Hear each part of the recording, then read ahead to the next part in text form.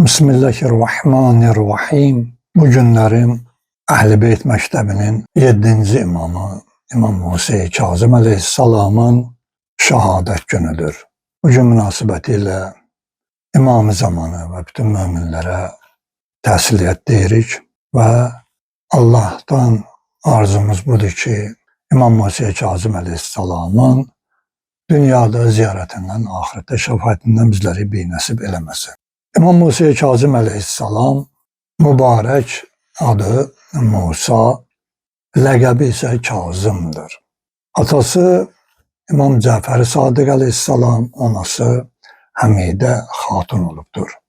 O Həzrət Səfər ayının 8-də 128-ci Hicri təqvimində Mədinə-i Münəvvərədə dünyaya gəlmişdir.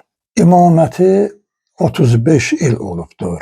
Həzrətin ömrü şərifi 55 il olubdur. Şəhadəti isə Rəzəb ayının 25-də 183-cü Hicri ilində baş vermişdir. Şəhadətinə dövrünün xəlifəsi Harun Ər-Rəşid tərəfindən zəhərlənmə edilib və dünyasını dəyişmişdir. Və Bağdadda Kazımiyyə bugünkü gündə deyilən yerdə dəfn olunmuşdur və orada da bugünkü gündə böyük bir ziyarətgahı da vardır. Həzrətin evlatları 18 oğlu, 19 qızı olmuşdur. Və bəzi tarixi mənbələrdə bundan da çox olduğu qeyd edilmişdir. Həzrətin dövründə xəlifələrin İslamın başında olan bir neçə xəlifələr ki, Həzrətin dövründə yaşayıblar. Onlardan Abbasi xəlifələrindən Hadi, Mehdi, ondan sonra Harun Həzrətin dövründə xilafətə çatıblar və Əhl-i Beyt və onun tərəfdarları ilə düşmənçilik ediblər.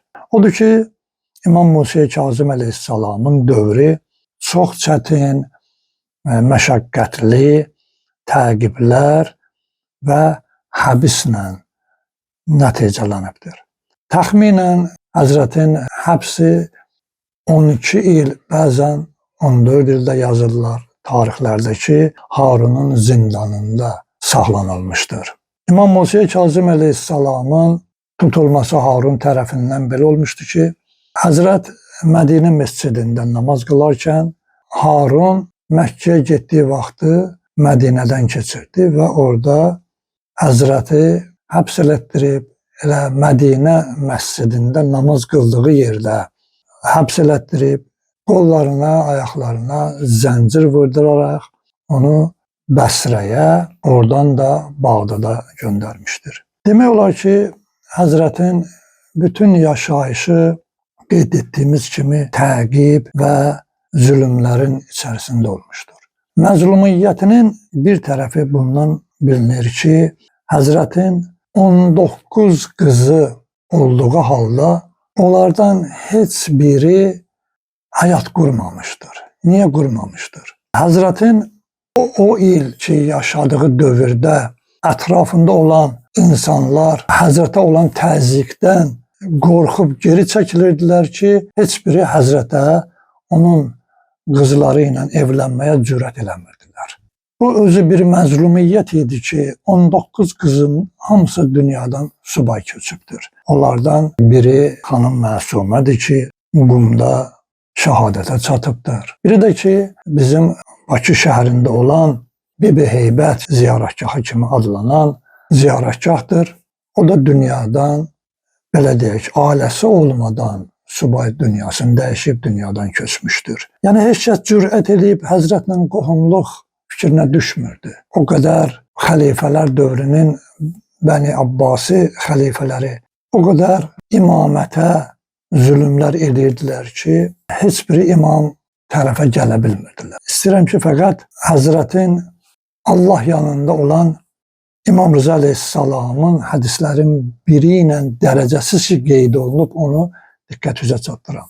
İmam Rıza Əleyhisselam buyurur ki, atamın qəbrini ziyarət eləmək İmam Hüseyin Əleyhisselamı ziyarət etmək kimidir. Yəni Həzrət İmam Musa Kazım dövrünün zalimləri tərəfindən şəhid edilibdir. Hər kəs onu ziyarət eləsə, elə bir Həzrət Hüseyn əleyhissalamı ziyarət edibdir. Bundan əlavə istəyirəm ki, Həzrətin mübarək hədislərindən qeyd edeyim. Həzrət buyurur ki, təqvalı olun və həmişə haqqı deyil. Hətta ölümünə səbəb olsa da. Çünki nicat haqdadır. Həmişə batili inkar et, hətta xilas olmaq üçün də olsa. Çünki həlakət batildədir. Biz bu hədisdən əgər istəsək bir nəticə alaq, həmişə gərək haqqın yanında olaq və haqqı söyləyək. Və bəzən görsən ki, haqqı söyləmək sənin həyatına da su qoya bilər, həlakətə aparıb çatdırar. Təbii ki, insan təqiyyə etməlidir. Təqiyyə haqqında Quranda ayələr də var və hədislərdə buyurulubdur.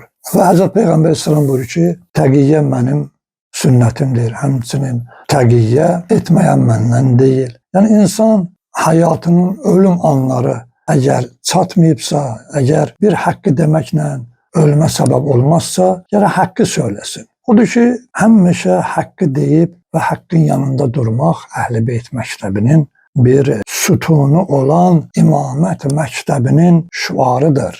Qulul haqqə və ləv kana murr. Peyğəmbər İslamda buyurur. Həqiqəti söylə, hətta acı olsa da belə. Bundan başqa imamdan bu hədisdən biz belə anlayırıq ki, insan ola bilsin ki, haqqı söyləyə bilməyə. Amma haqqı söyləyəni heç olmasa müdafiə elə. Vay o gündə ki, insan bilə ki, bir nəfər haqqı söyləyir və o haqqı söyləyənə, zalıma xoş gəlsin deyənə qarşı çıxar və onun söylədiyi haqqı tənqid eləyər. Bu cürə şəxslərin halına vay olsun. Sən özün haqqı söyləmirsən. Heç olmasa haqqı söyləyənin əksinə danışma. Haqqı söyləyənin ardınca mənfi sözlər söyləməklə. Odur ki, insan gərək həmişə haqqı söyləyə və haqq söyləyənin ardınca ola. Başqa bir hədisdə İmam buyurur ki, hakimiyyət pərəst və özünü bəyənən insan həlak olar. Bu hədisdən də anlayırıq ki, bir insan ki, hakimiyyətə pərəstiş eləyər, ya vəzifə üçün, ya dünyası üçün, hər hansı bir tərzdə olsun fərq eləməz. Həzrət buyurur ki, onun o cürə hakimiyyət pərəstliyi və özünü bəyənmə xüsusiyyəti onu həlakətə çatdırar. Allahdan arzu edirik ki, Peyğəmbər, Ali Peyğəmbər xatirinə İmam Musa Kazım əleyhissalamın bu mübarək hədislərində həyata keçirməsində bizlərə yardımcı olsun inşallah.